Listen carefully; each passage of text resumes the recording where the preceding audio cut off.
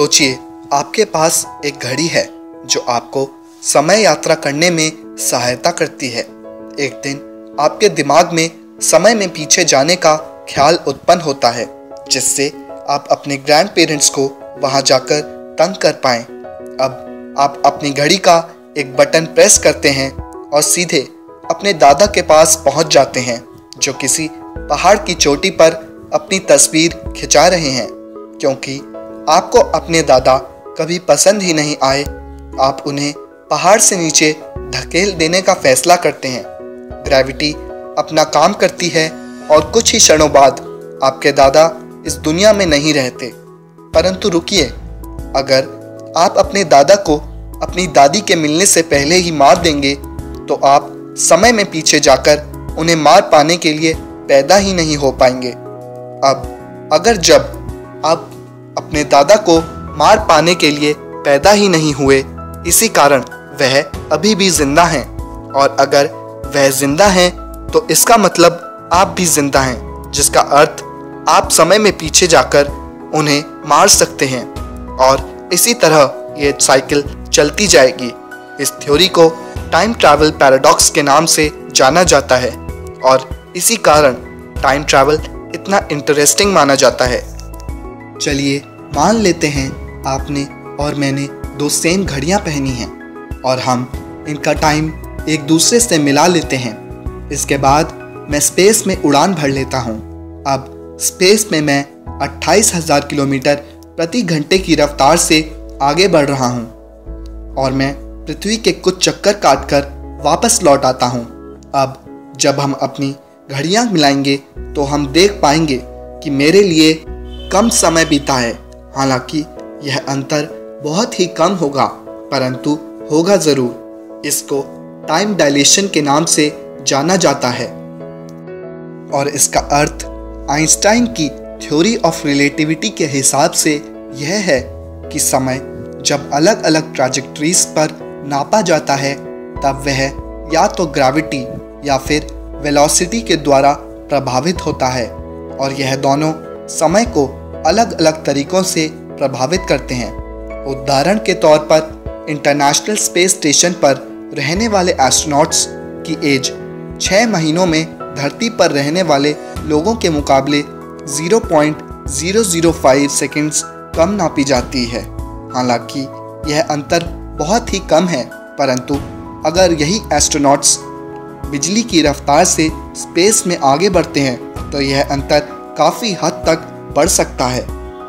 अगर हम 75% light speed से ट्रैवल कर पाते हैं तो यह अंतर चौंका देने वाला बन जाता है।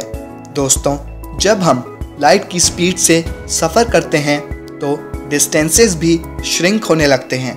अगर हम 10 लाइट ईयर्स दूर किसी ग्रह तक 90% लाइट स्पीड से आगे बढ़ते हैं तो नॉर्मल कैलकुलेशन के हिसाब से हमें 11 साल लगेंगे, परंतु इस स्पेसक्राफ्ट के अंदर बैठे लोगों के लिए सिर्फ 4.4 ईयर्स ही बीतेंगे। अगर अब वह लोग पृथ्वी पर वापस आएंगे तो वह सिर्फ 9 साल ही एज होंगे, और धरती पर सब लोग 22 साल तक एज हो चुके होंगे। तो इसका मतलब यह निकलता है कि आप 13 साल समय में आगे आ चुके हैं, क्योंकि आपकी एज उतनी ही है और धरती के लोग 13 साल आगे बढ़ चुके हैं। चलिए एक और एग्जाम्पल से समझने की कोशिश करते हैं।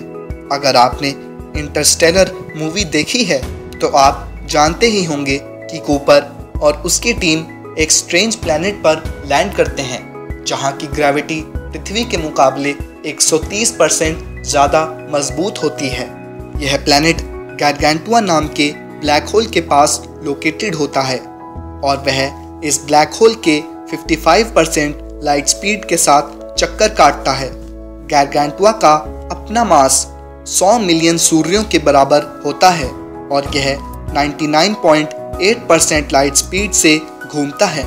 इन्हीं सब फैक्टर्स की वजह से उस स्ट्रेंज प्लैनेट पर 1 घंटा पृथ्वी के 7 सालों बराबर हो जाता है। जब कूपर और उसके साथी इस ग्रह से अपने स्पेसक्राफ्ट में वापस लौटते हैं तो स्पेसक्राफ्ट में उनका दोस्त 23 साल तक एज हो चुका होता है।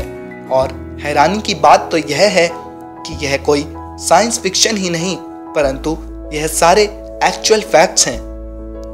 तो दोस्तों, अभी तक हम सिर्फ समय में आगे गए हैं, परंतु क्या समय में पीछे जा पाना भी मुमकिन है? कुछ थ्योरीज के हिसाब से यह संभव है। कुछ वैज्ञानिकों का मानना है कि अगर हम एक वर्म होल बनाने में सक्षम हो जाएं, तो समय यात्रा दूर नहीं। दोस्तों, वर्म होल एक ऐसा पॉइंट होता है जहां समय का कोई महत्व नहीं होता।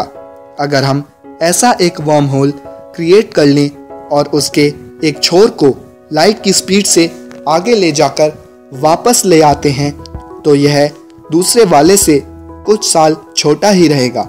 आसान भाषा में बताएं तो इसका मतलब यह है कि अगर आप और मैं साल 2000 में इन वर्म होल्स को लेकर स्पेस में जाते हैं और मैं लाइट की स्पीड से आगे जाकर वापस लौट आता हूं, तो मेरे लिए 4 साल ही बीतेंगे और आपके लिए 12 साल बीत चुके होंगे। अब अगर हम किसी इंसान को आपके वर्म होल से मेरे वर्म होल में भेज देंगे, तो वह 8 साल समय में यात्रा कर पाएगा।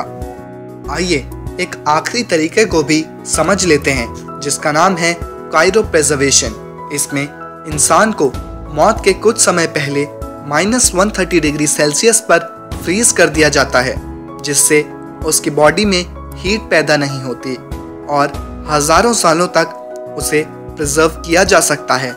परंतु इतने लंबे समय तक इंसानी शरीर इस ठंड को बर्दाश्त नहीं कर सकता, इसलिए वैज्ञानिक कुछ अन्य उपाय खोज रहे हैं। अगर वह सफल हो गए तो समय में यात्रा कर पाना बहुत ही आसान बन जाएगा।